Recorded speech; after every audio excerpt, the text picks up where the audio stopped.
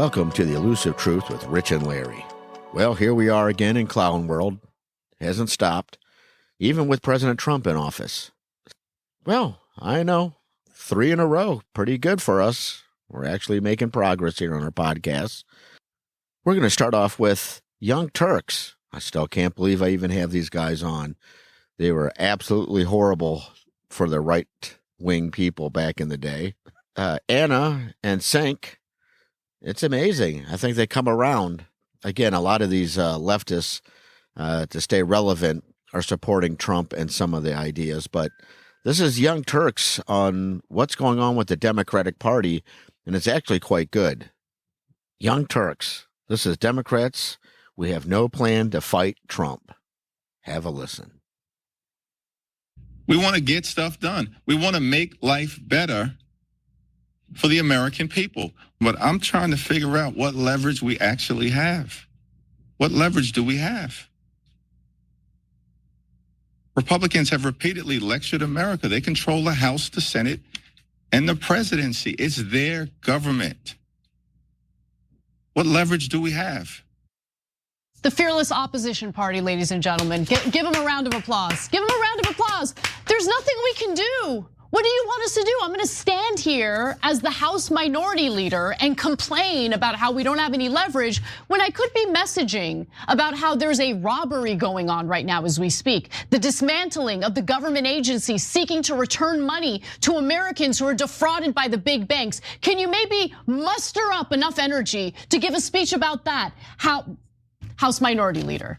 Yeah. Hakeem Jeffries. God, the Democrats are so pathetic. They're so pathetic because if you don't agree with what the Trump administration is up to, if you don't identify as a Republican, if you didn't want to vote for Donald Trump, what other option do you have? Okay? The party that tried to run a decomposing corpse, and then when he got caught, they anointed the Democratic nominee. The party that keeps telling you that there's nothing they can do, whether they're in power or out of power. Yeah, I mean, come on. So, guys, you've literally heard me sometimes sing this line. There's nothing we could do. There's nothing we can do. That's the Democratic mantra. And that they say that when they get in power. They're like, oh, the filibuster, the parliamentarian, skittle-boo. You're like, that's not even a word. It doesn't matter. There's nothing we could do. There's nothing we could do. They're so pathetic. And now that they're in the minority, here comes Hakeem Jeffries to sing the same song. There's nothing we could do. Then what? You know what? The American people believed you. You kept telling them that you can't do anything, so they voted you out of power because you can't do anything. Why don't you man up and grow a spine and a brain and actually figure out a strategy? That moron just said, well, and the Republicans have the House and the Senate and the White House, and the Republicans' message to the American people. Wait, why don't you message to the American people? You're doing a press conference right there, schmuck. Why don't you get out your message? I didn't think about that. Look, I need you to understand, these Democratic leadership, mainstream media told you your whole life about how they're amazing people. They literally said when we were criticizing Barack Obama from the left, you don't understand, he's doing 4-dimensional chess. He 4-dimensional chess to no change at all other than Obamacare, okay? He 4D chess all the way to a giant bank bailout that made the Democratic Party deeply unpopular and lost 1,000 seats. And here comes Hakeem Jeffries to go, there's nothing I can do. They're dumb. They're right, and they're incompetent. Incompetent, feckless. Total losers. Yep, 100%. This is it. This is the opposition party. So look, his explanation for why Democrats can't deliver for Americans right now is that Republicans just never let them get anything done. Right? That's the role of your opposition party, Hakeem Jeffries. But isn't it amazing that when Republicans want something, they usually find a way to get what they want? Anyway, he doubled down later in the same press conference. Let's hear what the House Minority Leader has to say. We've made clear from the beginning, there's a season to govern and a season to campaign. We are in the governing season. And so we're ready to work together on any issue. But I'm also confused about the leverage that we allegedly have in the face of such an overwhelming mandate that was given to Republicans by the American people, according to them. Listen, no one is stupid enough to think that Democrats have a modicum of power right now. They don't. They have no power right now. We all understand that. But how about take a look at the behavior of Republicans when they are not in power? You want to know what they do? They don't shut up, okay? They're doing press conferences. They're doing congressional hearings. They're repetitive again and again. I mean, the Hillary Benghazi thing. Every single day, Hillary Benghazi, Hillary Benghazi, Hillary Benghazi. Democrats, though, oh, they cower. They cower, and then they tell their own supporters, shut up. There's nothing we can do because we don't have enough power. And then what they'll say is, we need to have control of Congress. And then everyone will get out the vote, they'll organize, they'll canvass, they'll fight real hard to ensure Democrats have the majority in Congress in both the lower chamber, Senate, and guess what they do with that power? Nothing. That's what Biden had. And then it was excuse after excuse after excuse for why they can't get their own agenda accomplished, even when they had control of the executive branch and they had control of Congress. But don't worry, don't fret, because there's another Democratic leader who's gonna fight for us, and she's gonna explain how in this next clip. My whole passion about being in politics is for the children. So what is it that we're doing for the children? I think that it would have been important for the children to not have Donald Trump be president of the United States.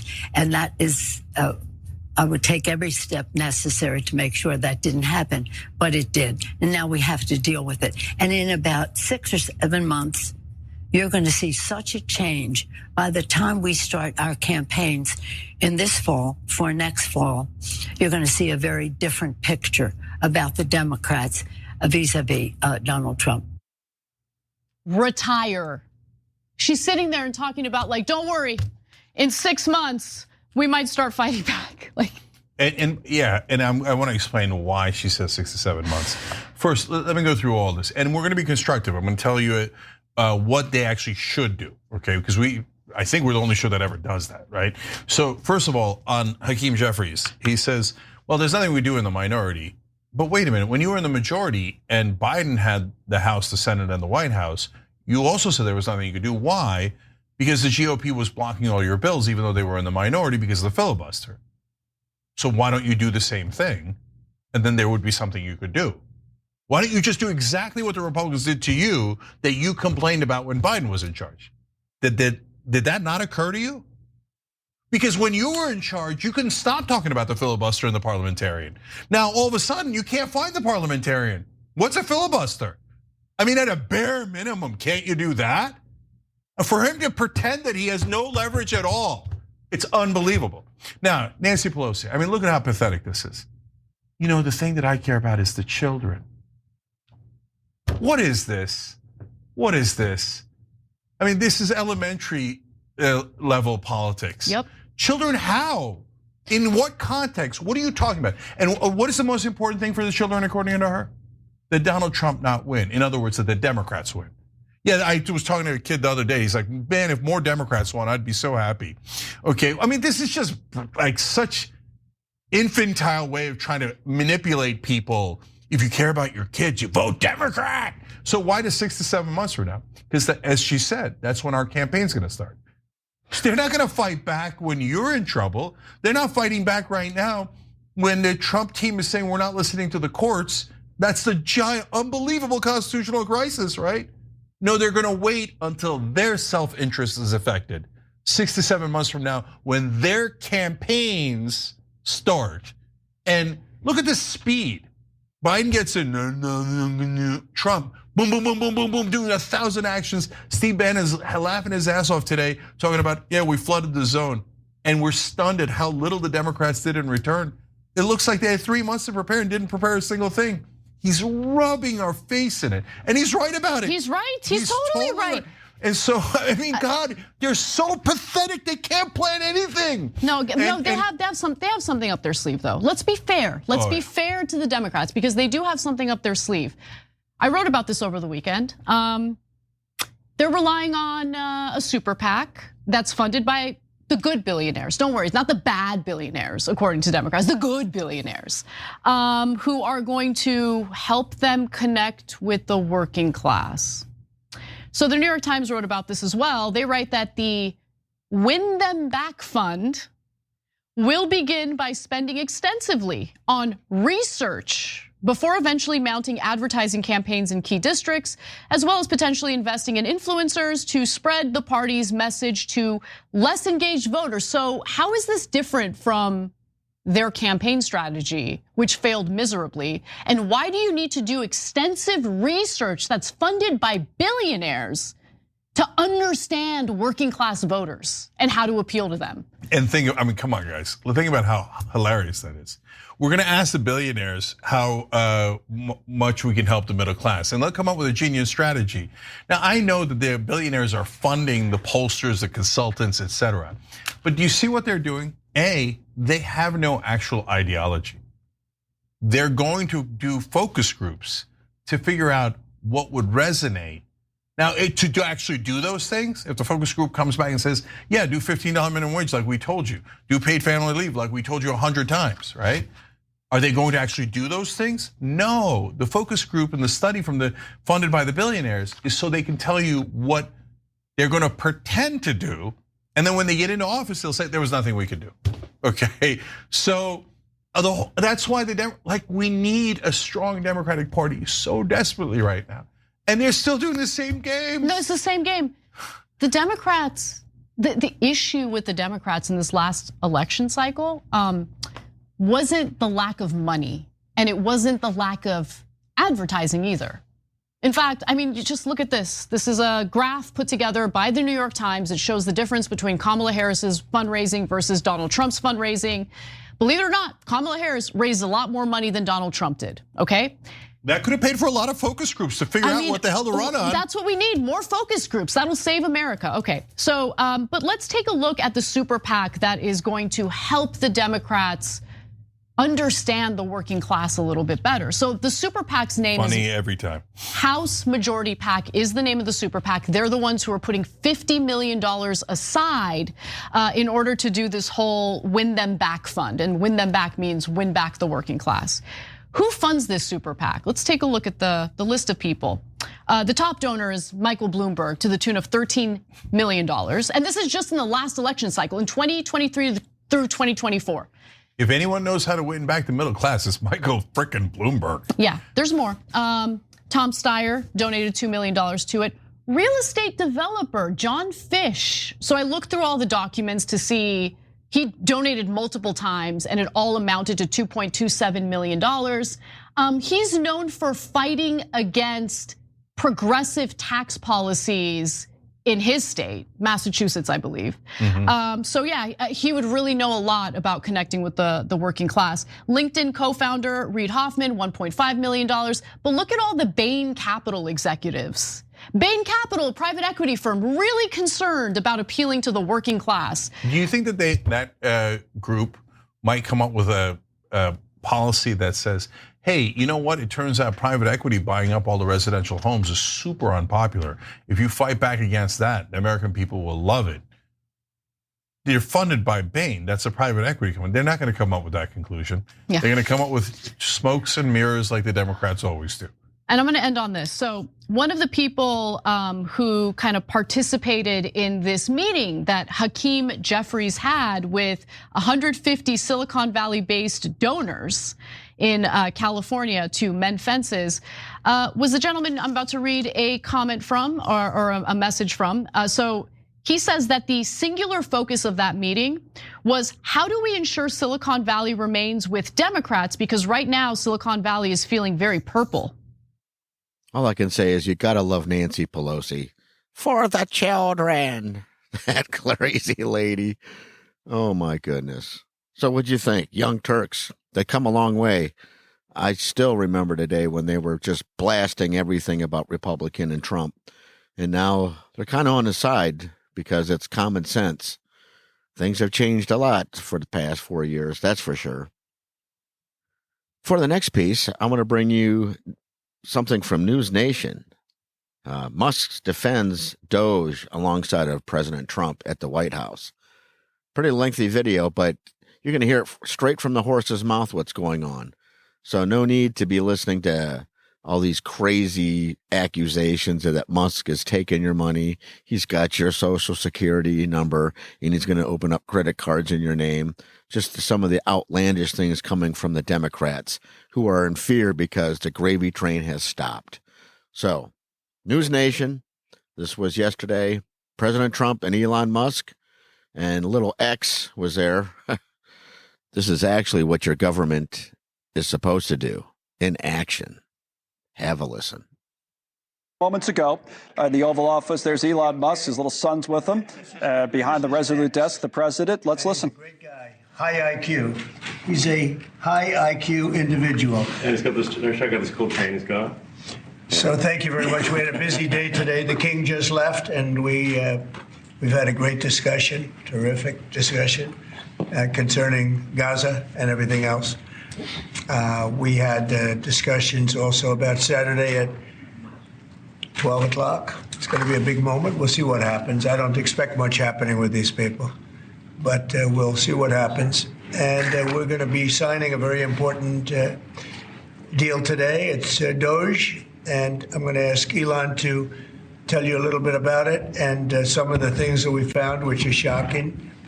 Billions and billions of dollars in waste, fraud, and abuse.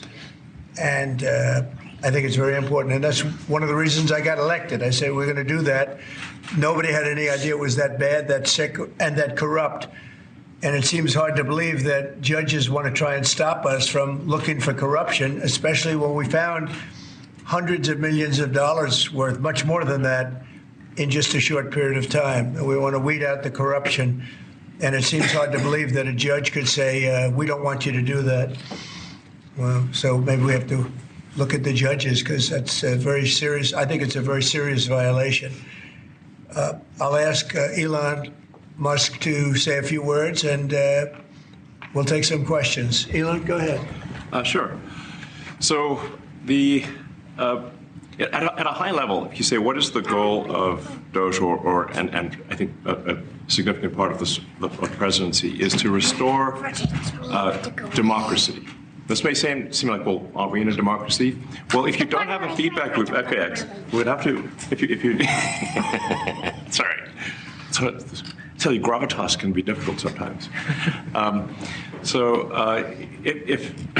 If there's not a good feedback loop from the people to the government, and if you have rule of the bureaucrat, if the bureaucracy is in charge, and then what meaning does democracy actually have? If the people cannot vote and have their will be decided by their elected representatives in the form of the president and the Senate and the House, then we don't live in a democracy. We live in a bureaucracy. So it's incredibly important that we close that feedback loop, we fix that feedback loop, and that the public's elected representatives, the president, the House, and the Senate, decide what happens, as opposed to a large unelected bureaucracy. This is not to say that there are good people who are in the federal bureaucracy, but you can't have an autonomous federal bureaucracy. You have to have one that is responsive to the people. That's the whole point of a democracy. And if you looked at this, if you looked at the founders today and said, what do you think of the way things have turned out? Well, we have this unelected, fourth unconstitutional branch of government, which is the bureaucracy, which has, in a lot of ways, currently more power than any elected representative. And this is not something that people want, and it does not match the will of the people. So it's just something we've got to fix. And then we've also got to address the deficit. So we've got a $2 trillion deficit, and if we don't do something about this deficit, the country's going bankrupt.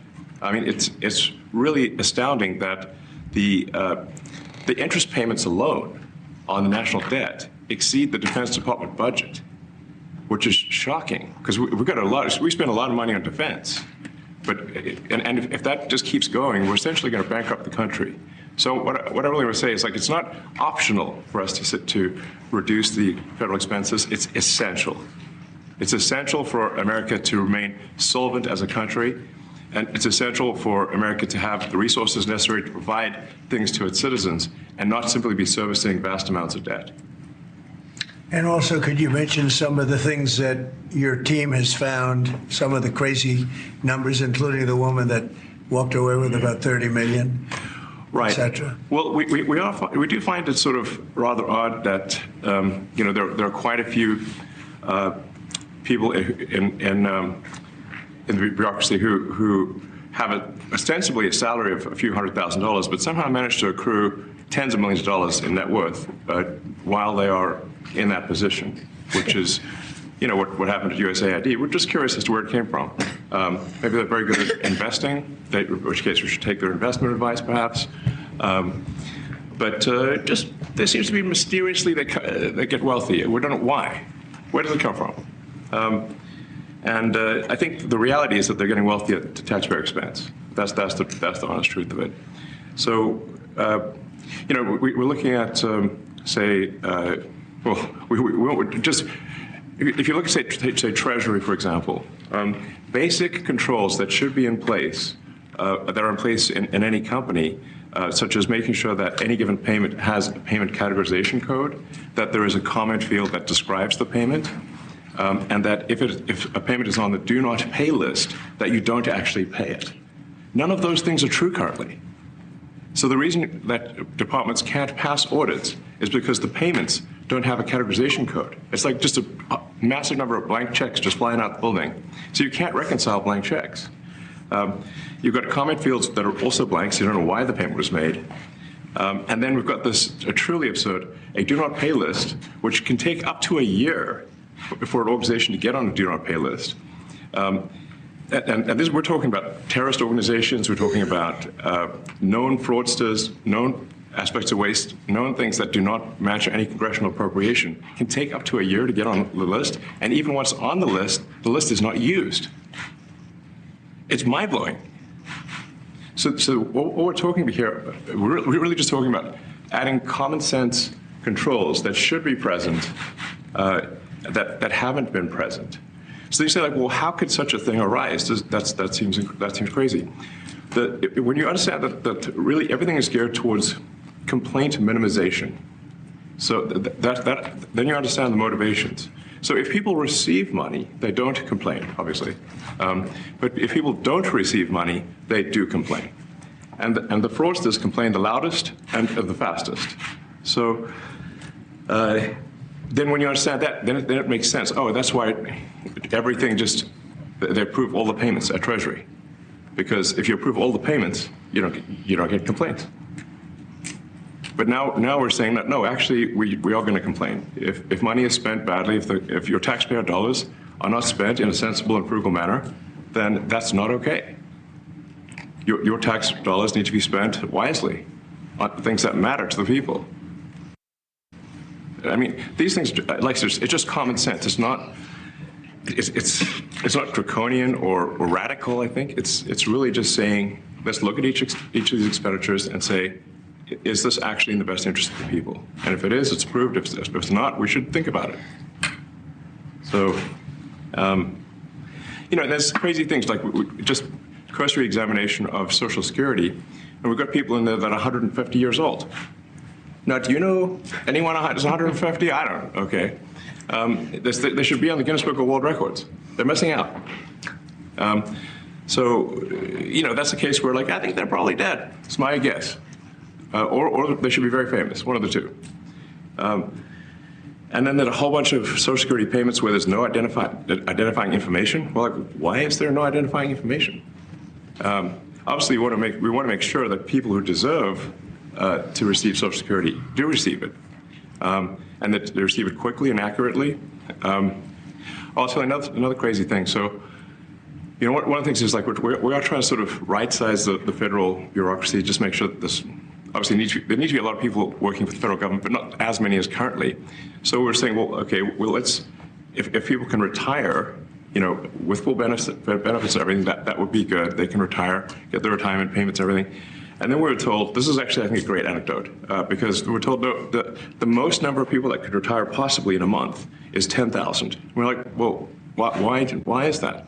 Well, because all the retirement paperwork is manual on paper. It's manually calculated, then written down on a piece of paper. Then it goes down a mine And like, what do you mean a mine? Like, yeah, there's a limestone mine where we store all the retirement paperwork. And you look at a picture of this mine. We'll post some pictures afterwards. And this mine looks like something out of the 50s because it was started in 1955. So it looks like it's like a time warp. And then the speed, the limiting factor is the speed at which the mine shaft elevator can move determines how many people can retire from the federal government. And the elevator breaks down sometimes, and then nobody can retire. Doesn't that sound crazy? There's like 1,000 people that work on this. So I think if we take those people and say, like, you know what, instead of working in a mine shaft and carrying manila envelopes to, boxes in a mine shaft, you could do practically anything else, and you would add to the goods and services of the United States in a more useful way. So anyway, so I think that's an example. Like at a high level, if you say, like, how do we increase prosperity? Is we get people to shift from roles that are low to negative productivity to high productivity roles, and so you increase the total output of goods and services, which means that there's a higher standard of living available for everyone. That's the actual goal. Everyone's very quiet. So are people normally this quiet? Your detractors, Mr. Musk. What? Including a lot of Democrats. I have detractors? You do, sir. I don't believe it. Say that you're orchestrating a hostile takeover of government and doing it in a non-transparent way. What's your response to that criticism? Well, first of all, you couldn't ask for a stronger mandate from the public. The public voted. We have a majority of the public voting for President Trump. We won the House, we won the Senate. The people voted for major government reform. There should be no doubt about that. That was on the campaign. The president spoke about that at every rally. The people voted for major government reform, and that's what people are going to get. They're going to get what they voted for. And a lot of times, people that don't get what they voted for. But in this presidency, they are going to get what they voted for. And that's what democracy is all about. Mr. Musk, the White House says that you will identify and excuse yourself from any conflicts of interest that you may have. Does that mean that you are, in effect, policing yourself? What are the checks and balances that are in place to ensure that there is accountability and transparency? Well, we actually are trying to be as transparent as possible. In fact, we post our actions to the Doge handle on X and to the Doge website. So all of our actions are maximally transparent. In fact, I don't think there's been, I don't know of a case where an organization has been more transparent than the Doge organization. So the kind of things we're doing are, I think, very, very simple and basic. They're not, what I mentioned, for example, about Treasury, just making sure that payments that go out, taxpayer money that goes out, is categorized correctly, that the payment is explained, that organizations on the do not pay list, which takes a lot to get there, that actually are not paid, which currently they are paid. These are not individual judgment decisions. These are about simply having sensible checks and balances in the system itself to ensure that taxpayer money is spent well. So it's got nothing to do with, like, say, a contract for some company of mine at all. But if there is a conflict of interest when it comes to you yourself, for instance, you've received billions of dollars in federal contracts when it comes to the Pentagon, for instance, which the president, I know, has directed you to look into. Yeah. Are you policing yourself in that? Is there any sort of accountability check and balance in place that would provide any transparency for the American people? Well, all of our actions are fully public. So if you see anything, you say, like, wait a second, hey, Elon, that seems like maybe that's, there's a conflict there. It's not like people are going to be shy about saying that. They'll say it immediately. Including you yourself. Yes. But transparency is what builds trust, not simply somebody asserting trust. So not somebody saying they're trustworthy, but transparency, so you can see everything that's going on. And then you can see, am I doing something that benefits one of my companies or not? It's totally obvious. And if we thought that, we would not let him do that segment or look in that area if we thought there was a lack of transparency or a conflict of interest. And we watched that also. He's a big businessman. He's a successful guy. That's why we want him doing this. We don't want an unsuccessful guy doing this. Now, one thing also that Elon hasn't really mentioned are the groups of people that are getting some of these payments. They're ridiculous. And we're talking about billions of dollars that we've already found. We found fraud and abuse. I would say those two words as opposed to the third word that I usually use, but in this case, fraud and abuse. It's abusive because most of these things are virtually made up, or certainly money shouldn't be sent to them. And you know what I'm talking about. It's crazy. So, but we're talking about tens of billions of dollars that we've already found. And now a judge who's an activist judge wants to try and stop us from doing this. Why? Why would they want to do that? I campaigned on this. I campaigned on the fact that I said government is corrupt. And it is very corrupt. It's very, very, it's also foolish. As an example, a man has a contract for 3 months and the contract ends, but they keep paying him for the next 20 years, because nobody ends a contract. You get a lot of that. You have a contract that's a 3-month contract. Now, normally, if you're in a small, in all fairness, it's the size of this thing is so big. Yeah. But if you have a contract and you're in a regular business, you end the contract in 3 months. It's a consultant. Here's a contract for 3 months, but it goes on for 20 years. And the guy doesn't say that he got money for 20 years, They don't say it. They just keep getting checks month after month. And you have various things like that, and even much worse than that, actually, much worse. And I guess you call that incompetence, maybe. Yeah. It could be corruption. It could be deals made on both sides, where I guess the money he kicks. I think there's a lot of kickback here. I see a lot of kickback here. There's a lot of kickbacks. Tremendous kickback, because nobody could be so stupid to give out some of these contracts. So he has to get a kickback. So that's what I got elected for, that and borders and military and a lot of things, but this is a big part of it. And I hope that the court system is going to allow us to do what we have to do. We got elected to among other things, find all of this fraud, abuse, all of this horrible stuff going on. And we've already found billions of dollars, not like a little bit, billions, many billions of dollars. And when you get down to it, it's going to be probably close to $1 trillion. It could be close to $1 trillion that we're going to find. That will have quite an impact on the budget. And you'll go to a judge where they handpick a judge, and he has certain leanings. I'm not knocking anybody for that, but he has certain leanings. And he wants us to stop looking. How do you stop looking? I mean, we've already found it. We have a case in New York where a hotel has paid $59 million, $59 million because it's housing migrants, illegal migrants, all illegal, I believe. And they were being paid twice the normal room rate at 100% occupancy. Unbelievable. So it's a racket. Mr. Musk, can I ask a question? Well, if I may sort of just going for the president's comments, at a high level, okay, well, what are the two ingredients that are really necessary in order to cut the budget deficit in half from $2 trillion to $1 trillion? And it's really two things: competence and caring. And if you add competence and caring, you'll cut the budget deficit in half. And I fully expect to be scrutinized and get a daily proctology exam, basically. Might as well just camp out there. So it's not like I think I can get away with something. I'll be scrutinized nonstop. But with the support of the president, we can cut the budget deficit in half from $2 trillion to $1 trillion, and then with deregulation, because there's a lot of sort of regulations that don't ultimately serve the public good.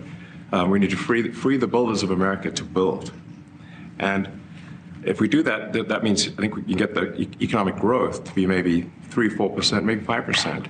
And that means if you can get $1 trillion of economic growth and you cut the budget deficit by $1 trillion, between now and next year, there is no inflation.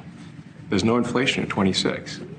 And if the government is not borrowing as much, it means that interest costs decline. So everyone's, the mortgage, their car payment, their credit card bills, anything, their student debt, the monthly payments drop. That's a fantastic scenario for the average American. I mean, imagine they're going down the grocery aisle and the prices from one year to the next are the same, and they're their mortgage, all their debt payments dropped. How great is that for the average American? We had no idea. We had no idea we were going to find this much, and it's open. It's not like complicated. It's not simple stuff. It's like a lot of work. Yeah. We can't believe it. A lot of work. A lot of smart people involved. Very, very smart people. But you're talking about anywhere maybe 500 billion. It's crazy the kind of numbers you're talking really crazy. about. You know, normally when you're looking at something, you'll find you're looking for 1 out of 100. Here, you're almost reversing it. You look for one that's good. Yeah. And you can look at the title and you say, why are we doing this? Why are we doing that? And the public gets it. You know, the public gets it. You've seen the polls. The public is saying, why are we paying all this money? This for years, this has gone on. President Trump, Yeah, go ahead. Wait, go ahead. Senator Rand Paul today said that Doge cuts will ultimately need a vote in Congress. Do you agree with that? Is that the plan? I really don't know. I know this. We're finding tremendous fraud and tremendous abuse. If I need a vote of Congress to find fraud and abuse, it's fine with me. I think we'll get the vote, although there'll be some people that wouldn't vote. And how could a judge want to hold us back from finding all of this fraud and finding all of this incompetence? Why would that happen? Why would even Congress want to do that? Now, Congress, if we do need a vote, I think we'd get a very easy vote because we have a track record now. We've already found billions of dollars of abuse, incompetence, and corruption. A lot of corruption. If a judge does block one of your policies, part of your agenda, will you abide by that ruling? Will you comply? Well, I always abide by the courts, and then I'll have to appeal it. But then what he's done is he slowed down the momentum. And it gives crooked people more time to cover up the books. You know, if a person's crooked and they get caught, other people see that, and all of a sudden it becomes harder later on. So, yeah, the answer is I always abide by the courts, always abide by them, and will appeal. But appeals take a long time, and I would hope that a judge, if you go into a judge and you show him, here's a corrupt situation, we have a check to be sent, but we found it to be corrupt. Do you want us to send this corrupt check to a person, or do you want us not to give it and give it back to the taxpayer? I would hope a judge would say, don't send it, give it back to the taxpayer. Yeah, if I can add to that, what we're finding is that a bunch of the fraud is not even going to Americans. So I think we can all agree that if there's going to be fraud, it should at least go to Americans. But a bunch of the fraud rings that are operating in the United States and taking advantage of the federal government, especially in the entitlements programs, are actually foreign fraud rings. They're operating in other countries and actually exporting money to other countries. We should stop that. Mr. Musk, and this is big numbers. We're talking about $100 to $200 billion a year. Sure. Serious money. Mr. Musk, you said on X that an example of the fraud that you have cited was $50 million of condoms was sent to Gaza. But after fact-check this, it apparently Gaza in Mozambique, and the program was to protect them against HIV. So can you correct the statements? It wasn't sent to Hamas, actually. It was sent to Mozambique, which makes sense why condoms was sent there. Yeah. And how can we make sure that all the statements that you said were correct, so we can trust what you say? Well, first of all, some of the things that I say will be incorrect and should be corrected. So nobody's going to bat 1,000. I mean, we will make mistakes, but we'll act quickly to correct any mistakes. I'm not sure we should be sending $50 million worth of condoms to anywhere, frankly. I'm not sure that's something Americans would be really excited about. And that is really an enormous number of condoms, if you think about it. If it went to Mozambique instead of Gaza, I'm like, okay, that's not as bad, but still, why are we doing that?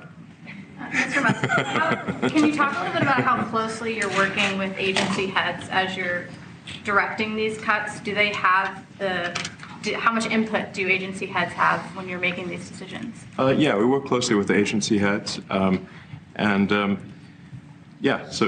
there are sort of checks in place. So it's not just us just going in and doing things willy-nilly. It's in partnership with the agency heads, and I check frequently with the president to make sure that this is what the president wants to happen.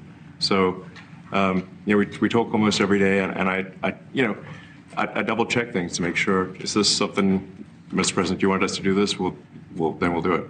USAID has been one of your main targets. Are you concerned at all that some of the cuts or that shutting that agency altogether may lead to diseases or other bigger problems starting in other countries that then come to the United States? Yeah, so that's an interesting example. So that's something where we work closely with the State Department and Secretary Rubio. And we have, for example, turned on funding for Ebola prevention and for HIV prevention. Left that, you said? Yes, correct. And we are moving fast, so we will make mistakes, but we'll also fix the mistakes very quickly. So, do you see it as a worthy cause, USAID? I think that there are some worthy things, but overall, if you say what was the bang for the buck, I would say it was not very good. And there was far too much of what USAID was doing was influencing elections in ways that I think were dubious and do not stand the light of day. I can just ask a follow-up to the Pentagon contracts. If you have received billions of dollars in contracts from the Pentagon, and the president's directing you to look into the Department of Defense, is that a conflict of interest? And are going to do at the president's request. Does that present a conflict of interest for you? No, because you'd have to look at the individual contract and say, first of all, I'm not the one, filing the contract. It's people at SpaceX or someone who will be putting for the contract. And I'd like to say, if you see any contract where where it was awarded to SpaceX and it wasn't by far the best value for money for the taxpayer, let me know, because every one of them was. The president said the other day that you might look at treasuries. Could you explain that a little bit? What kind of fraud, and that question goes to both of you, what kind of fraud are you expecting to see or do you see right now in U.S. Treasuries? Yeah, I think you mean the Treasury Department as opposed to Treasury bills, or. You also referenced Treasuries on Air Force One the other night. Go ahead. Well, as I mentioned earlier, really the first order of business is to make sure we're actually collecting. Sorry for this. I thought my son might enjoy this, but he's sticking his fingers in my ears and stuff. So it's a bit hard to hear sometimes. Hey, stop that. No, the stuff we're doing with the Treasury Department is so basic that you can't believe it doesn't exist already. So for example, like I mentioned, just making sure that when a payment goes out, it has to have a payment categorization code. It's like, what type of payment is this? You can't just leave the field blank. Currently, many payments, the field is left blank. And you have to describe what's the payment for, some basic rationalization. That also is left blank. So this is why, the Pentagon, when's the last time the Pentagon passed an audit? I mean, a decade ago, maybe? Ever? Really? And we want to just, in order to actually pass audits, you have to have financial information that allows you to trace the payments. And once in a while, the Treasury has to pause payments if it thinks the payment is going to a fraudulent organization. If a company or an organization is on a do not pay list, we should not pay it. I'm sure you would agree. Like, if it's quite hard to get on that payment, the do not pay list, it means that this is someone that is like dead people, terrorists, known fraudsters, that kind of thing. We should not pay them. But currently we do, which is crazy. We should stop that. Many transactions, and by the way, hundreds, thousands of transactions like that. We have a big team. And for the sake of the country, I hope that the person that's in charge and the other people that report to me that are in charge are allowed to do the right thing, namely make sure everything's honest, legitimate, and competent. But we're looking at just, when you look at USAID, that's one. We're going to look at the military. We're going to look at education. They're much bigger areas. But the USAID is really corrupt. I'll tell you, it's corrupt. It's incompetent, and it's really corrupt. And I can't imagine a judge saying, well, it may be corrupt, but you don't have the right. You got elected to look over the country and to, as we say, make America great again, but you don't have the right to go and look and see whether or not things are right that they're paying or that things are honest that they're paying. And nobody can even believe this. Other people, law professors, they've been saying, how can you take that person's right away? You're supposed to be running the country, but we're not allowed to look at who they're paying it to and what they're paying. We have massive amounts of fraud that we caught. I think we probably caught way over a lot of billions of dollars already in, 2 weeks? Yes. And it's going to go to numbers that you're not going to believe. And much, as I said, much is incompetence and much is dishonesty. We have to catch it. And the only way we're going to catch it is to look for it. And if a judge is going to say you're not allowed to look for it, that's pretty sad for our country. I don't understand how it could even work. The buyout program, can you personally guarantee that? Which one? The buyout program, the operative federal workers. Can you personally guarantee that the workers who opt in to resign now will be paid through September? They'll get their money, but they're getting a good deal. They're getting a big buyout. And what we're trying to do is reduce government. We have too many people. We have office space. It's occupied by 4%. Nobody's showing up to work because they were told not to. And then Biden gave them a 5-year pass, some of them, 48,000 of them, gave them a 5-year pass, that for 5 years you don't have to show up to work. And let me tell you, this is largely, much of this stuff is because of Biden. It's his fault. He allowed this country, what he did on our border. What he did on our border is almost not as bad as what he did with all of these contracts that have come out. It's a very sad day when we look at it. I can't even believe it. But many contracts just extend, and they just keep extending, and there was nobody there to correct it. And that cannot be, I can't imagine that could be held up by the court. Any court that would say that the president or his representatives, like Secretary of the Treasury, Secretary of State, whatever, doesn't have the right to go over their books and make sure everything's honest. I mean, how can you have a country? You can't have anything that way. You can't have a business that way. You can't have a country that way. Hey, thank you very much, everybody. Thank you.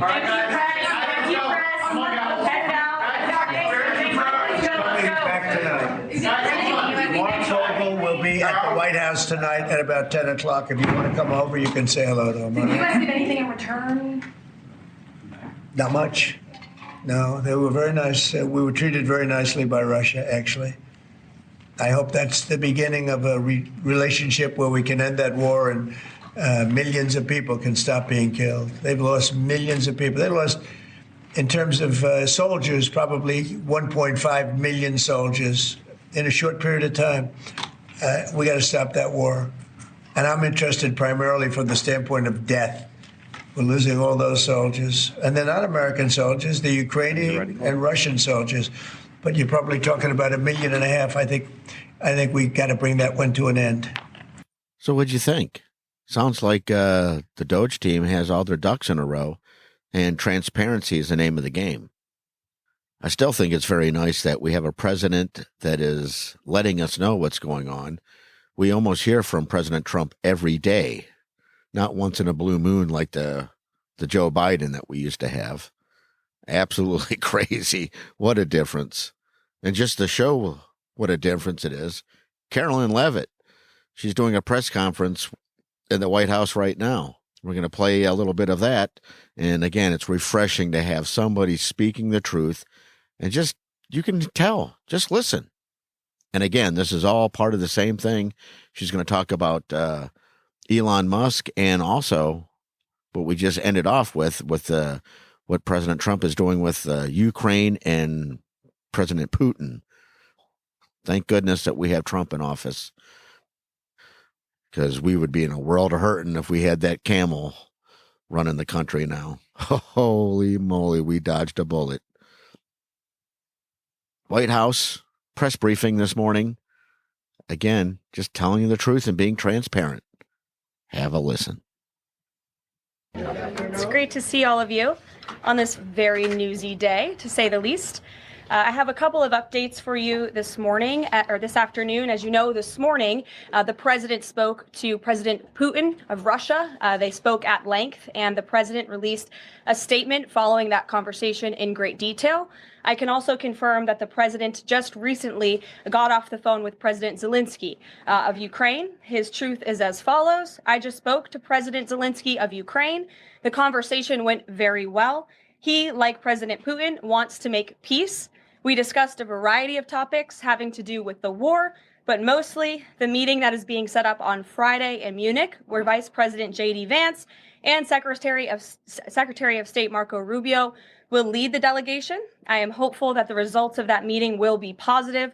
It is time to stop this ridiculous war where there has been massive and totally unnecessary death and destruction. God bless the people of Russia and Ukraine. I myself just spoke to the president about these calls, and he told me to tell all of you they were very good calls, they were very positive, and the administration is wholeheartedly committed to a peace deal to end once and for all the Russia-Ukraine war. More on that later. I'm sure you'll have more questions to ask. This week, the president has continued to deliver on his promises to the American people.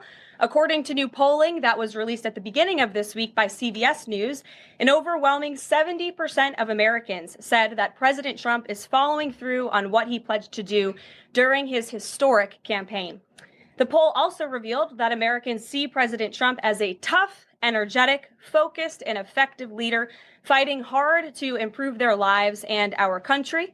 And yesterday, in particular, was a truly special day for the United States of America. Thanks to the great leadership of President Trump and the strong and tough leadership of President Trump, Mark Fogel, an American teacher detained by Russia, was returned to American soil and met with the president here at the White House last night. Special Envoy Steve Witkoff and the rest of President Trump's incredible national security team helped negotiate the exchange that secured Mark Fogel's release.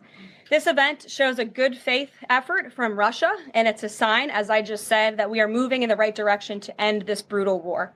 Malphine Fogel, Mark's 95-year-old mother, was understandably very worried that she would never see her son again after his arrest in 2021.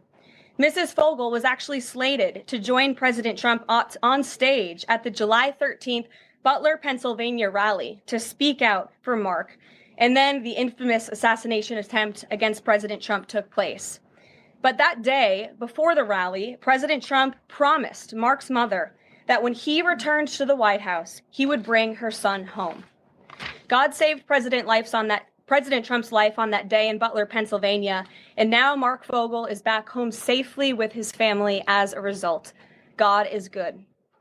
The president also continues to bring back common sense to our government. This week, he signed an EO to end the procurement and forced use of paper straws. Taxpayer dollars were wasted on these non-functional and massively unpopular products for no other reason than it made radical activists feel good about themselves.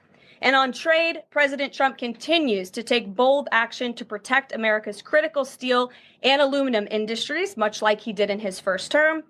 And the president signed proclamations to close existing loopholes and exemptions to restore a true 25% tariff on steel and elevate the tariff on aluminum to 25% as well.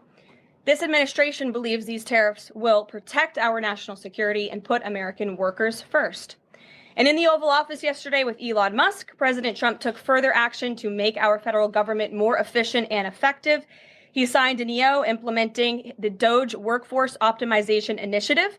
Now agency heads will coordinate and consult with Doge to significantly shrink the size of the federal workforce and limit hiring to essential positions only. The unaccountable bureaucracy will finally be reined in. On another important matter this morning, Senate Republicans continued to confirm President Trump's exceptionally qualified nominees, most recently Director of National Intelligence Tulsi Gabbard, who will be joining us later at the White House for her swearing-in ceremony. It's imperative that the remainder of the president's cabinet nominees are confirmed as quickly as possible. On another important matter this week, illegal alien criminals continue to be arrested and sent home as part of the ongoing mass deportation effort of the Trump administration. Just this week, 2 planes with 190 Venezuelan illegal aliens arrived in the Venezuelan capital from Fort Bliss, Texas. Here are some of the criminal illegal aliens who were arrested in the country this past week. ICE Atlanta arrested a citizen of Nigeria who had been convicted of money laundering. ICE San Antonio arrested a citizen of Mexico who had been convicted of assault. ICE Denver arrested a citizen of Mexico who had been convicted of aggravated assault. And ICE Houston arrested a citizen of Mexico who had been convicted of aggravated assault. Now, before I take questions, I would like to address an extremely dishonest narrative that we've seen emerging over the past few days. Many outlets in this room have been fear-mongering the American people into believing there is a constitutional crisis taking place here at the White House. I've been hearing those words a lot lately. But in fact, the real constitutional crisis is taking place within our judicial branch, where district court judges in liberal districts across the country are abusing their power to unilaterally block President Trump's basic executive authority. We believe these judges are acting as judicial activists rather than honest arbiters of the law. And they have issued at least 12 injunctions against this administration in the past 14 days, often without citing any evidence or grounds for their lawsuits. This is part of a larger concerted effort by Democrat activists and nothing more than the continuation of the weaponization of justice against President Trump. Quick news flash to these liberal judges who are supporting their obstructionist efforts. 77 million Americans voted to elect this president. And each injunction is an abuse of the rule of law and an attempt to thwart the will of the people. As the president clearly stated in the Oval Office yesterday, we will comply with the law in the courts, but we will also continue to seek every legal remedy to ultimately overturn these radical injunctions and ensure President Trump's policies can be enacted. So here in our new media seat today, we have Chris Pavlovsky, an entrepreneur who has a strong passion for protecting freedom of speech.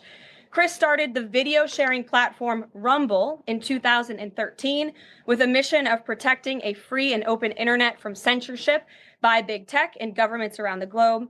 The platform has always been a place for independent creators to share their authentic opinions, and they have always included President Trump, in contrast to the way he was censored by other platforms in years past. Since its founding, Rumble has grown exponentially, recently marking 67 million monthly active users. It's a lot of users. If you're watching right now and interested in sitting in this seat, you can apply, whitehouse.gov/new media.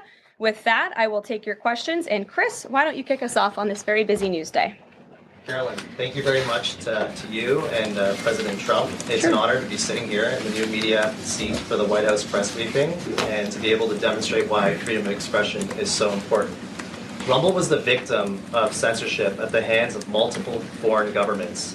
It's clear there are still many countries who oppose free speech and even target American companies. Can you describe what the administration will do to protect U.S. interests and values worldwide?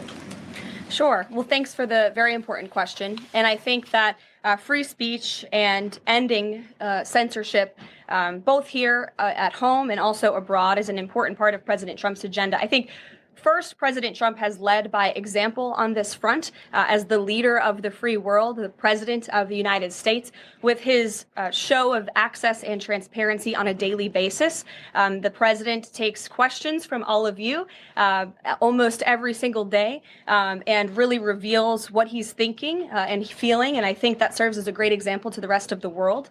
As for tangible actions that the president has signed, he did sign an executive order, I believe on day one, certainly within the first week of this administration, to restore free speech and stop government-sponsored censorship here at home. And the EO made it very clear that federal employees are not allowed to engage in any activity that would infringe upon the American people's right of free expression. So I think the president has led quite strongly on this. And I would just add, this is part of the reason we have a new media seat, to invite new voices into this room. Again, we're going to need to expand this room because so many people are interested, and we're very excited about that. It's a privilege to cover this White House, but we want all voices to be heard. So thanks for being us with here, Chris, and I hope you enjoy the briefing. Sure. Jordan. Thanks, Caroline. Data out this morning showed that consumer prices were up across a variety of goods. And just before that report, though, President Trump called for lower interest rates. The Fed said it's holding rates steady to try and tamp down further inflation. So how would lowering rates help keep inflation in check for the American people? Sure. Well, first of all, on the inflation point, we did receive those numbers, and they were worse than expected, which tells us that the Biden administration indeed left us with a mess to deal with. It's far worse than I think anybody anticipated, because unfortunately the previous administration was not transparent in where the economy truly was. We know people at this very podium told the American people that inflation was transitory and that it would go away. That was not the case. And now the last report of the Biden administration, as revealed today, shows that inflation is still about 4.5% higher over the past 3 months. This is an indictment on the Biden administration's mismanagement of the inflation crisis and their lack of transparency in addressing it. As for tackling inflation and interest rates, the president has made his position on this very clear. He wants interest rates to be lower. He wants inflation to be lower. And he believes that the whole of government economic approach that this administration is taking will result in lower inflation. I have said that from this podium many times. The president had record low interest rates and inflation rates in his first term. He believes that the economy can handle it and withstand it. And we're doing a lot to tackle the inflation effort on this front. It's a whole of government economic approach, and I've talked about what we're doing to tackle inflation quite a few times from this podium. What about the on reciprocal tariffs? That's going to come before Prime Minister Modi's visit tomorrow. I do believe it will come before the Prime Minister's visit tomorrow, and I will let the president discuss the details on the reciprocal tariff front. But this is something he believes strongly in, and it's very simple logic as to why the president wants to impose reciprocal tariffs. It's the golden rule, which we all learned when we were growing up in school. Treat others the way you want to be treated. And far too many nations around this world have been ripping off the United States of America for far too long. And that's why the president believes this will be a great policy that will benefit American workers and improve our national security. JJ. On Doge and the fraud claims, Elon Musk in the Oval yesterday gave us some information on that. We're just wondering if there's some proof, evidence. Is the White House willing to share evidence of those fraud claims, or can Elon Musk come to the briefing room and share material evidence of what he's talking about? Sure. I would love for Elon Musk to come to the briefing room. That's why we had him go to the Oval Office yesterday, where I think he provided great answers. He was speaking in layman's terms, speaking common sense to all of you in the media, but also to Americans at home. But I would say especially to all of you in the media, because I think it's a real fallacy that there's this alleged lack of transparency when it comes to Doge. President Trump and Elon Musk have been incredibly transparent on what Doge is doing. There is an X account with the Doge handle. They are tweeting out what they are doing on a daily basis. They have a website where they are posting the receipts of the contracts that they are reviewing and the payments that they have stopped from going out the door. The secretaries of our departments have stopped from going out the door. And I would also say that before it was Elon Musk making our government efficient and accountable, it was some unnamed bureaucrat that none of you knew. Elon Musk is the richest man in the world. He's also now one of the most highly scrutinized men in the world alongside President Trump because of what he's doing and the access that he is allowing. So there's great transparency. As for the actual receipts, we are happy to provide them, and I actually brought some today because all of you know I love to bring the receipts. We have contracts upon contracts that we can send and provide this information to you. Let me be very clear. We are not trying to hide anything. We have been incredibly transparent, and we will continue to be. These are screenshots of contracts that Doge found across our government. This is a DEI contract, $36,000 for U.S. citizenship and immigration services. That is against the president's policies and his America First agenda. This is a $3.4 million contract, a Council for Inclusive Innovation at the U.S. Patent and Trademark Office, Department of Commerce, another DEI contract that Doge identified. I can continue to go through these. Oh, I love this one. $57,000 for climate change in Sri Lanka. What is this doing to continue the interests of the American people? Absolutely nothing. These are the line items across the federal government that Doge is identifying daily. They're moving very fast. There's a lot of paper that we can show you, but we're happy to do it. This administration has been more than transparent about what Doge is doing. And here's one of their tweets that they posted about the mine. I believe this is in Pennsylvania, where the federal employee retirement system is being processed. Did anybody know this was even happening in our country before Elon Musk talked about it in the Oval Office yesterday? A lot of Americans didn't. So we are providing transparency and accessibility on a daily basis when it comes to Doge. And I also have a Doge daily report, if anybody would like it, on all of the things that they are identifying and finding. We're happy to provide this information to you. We're talking about it every single day. Are all those things you just mentioned fraud, or are they waste, or are they just contrary to the president's policies? I would argue that all of these things are fraudulent, they are wasteful, and they are an abuse of the American taxpayer's dollar. This is not what the government should be spending money on. It's contrary to the president's priorities and agenda. And again, we can continue to provide you the receipts for all of the fraud, waste, and abuse. And if anybody in here wants to argue that the federal government is not fraudulent in some capacity, be my guest, because I think the American people watching at home would beg to differ.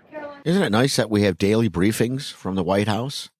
Isn't it nice that we have somebody that's coherent and actually talks to us and doesn't put people down?